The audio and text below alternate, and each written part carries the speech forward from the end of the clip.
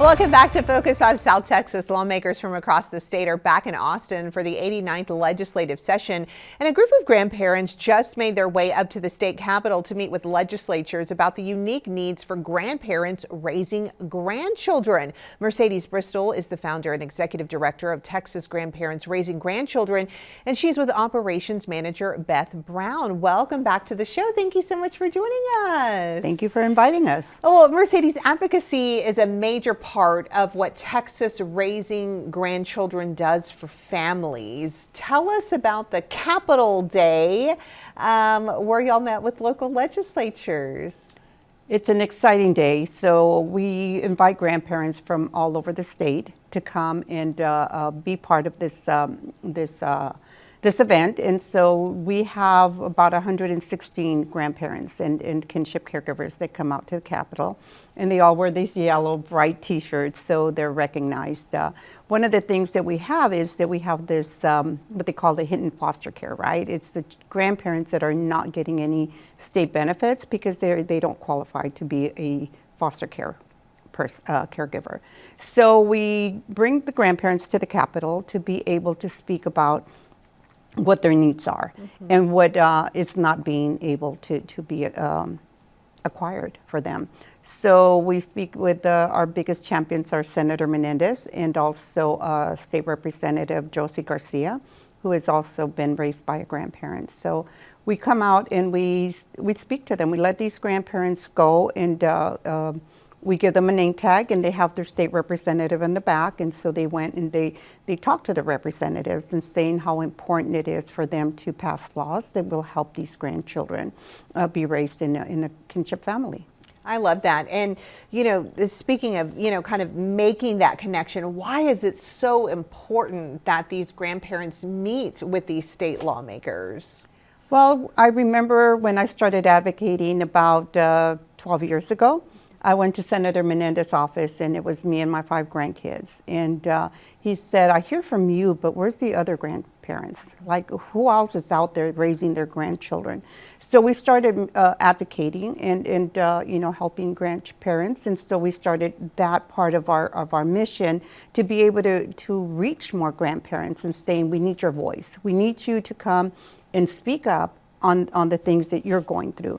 And I think that's what made a difference, that now they see all this group of grandparents coming, and it's not just 1 or 2 grandparents talking about it.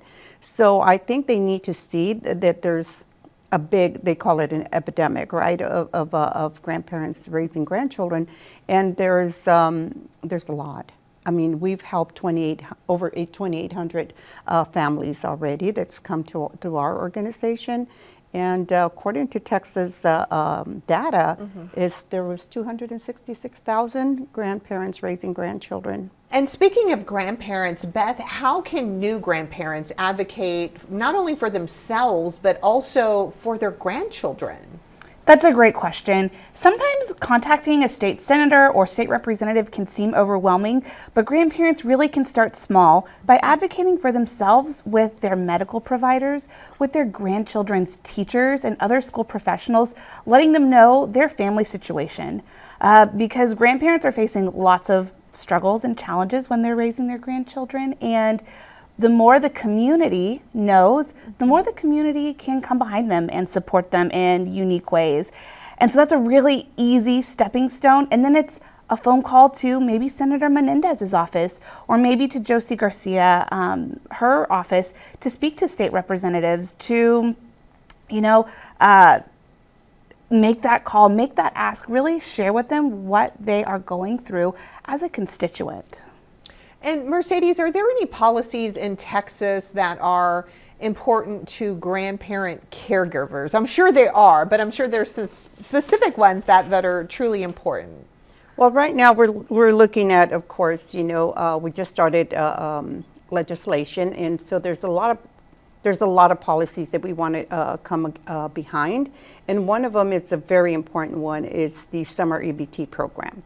So Texas was one of the states that did not opt in to be able to provide the summer program for the grandparents or for families, and I think it's a very important ask for them to do that, because a lot of families are already struggling.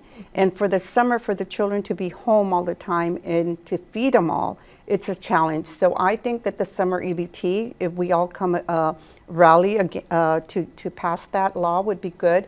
The other one would be the income follow the child.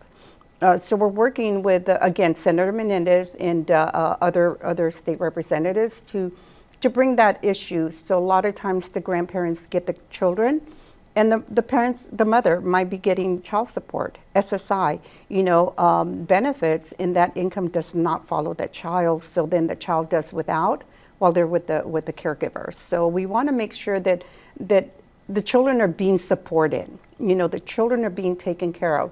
There's other ones that we're working on, mostly for foster care.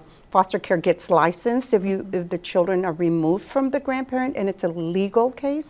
But what about giving foster care licensing or getting grandparents licensed, even if it's not a CPS case? And we're talking about that. It's a long shot, but everything has to start somewhere. So we want to make sure that these grandparents are being able to be recognized, that they are taking care of these grandchildren, and get them some financial support. Absolutely. And it is just the start of February, but spring is right around the corner. It's coming fast. Beth, what does Texas Grandparents Raising Grandchildren have in store? I know you guys are very busy. We like to stay very busy around here. During the month of February, our support groups here in San Antonio are going to be covering a really important topic, the 5 love languages for kids. And so grandparents are going to learn how their grandkids give and receive love. And it's really an insightful month here for us at TXGRG.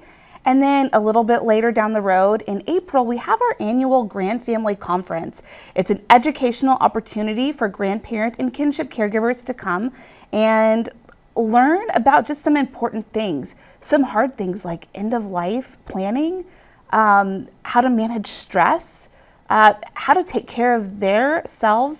And so it's just a great time for grandparents to come and learn, to connect with other grandparents in the community, and to participate in a meaningful resource fair. All right. And, so much going on. So before we leave, how can viewers find out more about grandparents raising grandchildren? Where do they go? What do they do? Absolutely. You can find us on Facebook, on Instagram. You can also find us at our website, www.txgrg.com. All right. The website's the best place to go because you guys have all the information there. Absolutely. Well, Mercedes, Beth, thank you so much for being on the show. Thank you for having us. Thank you for having us.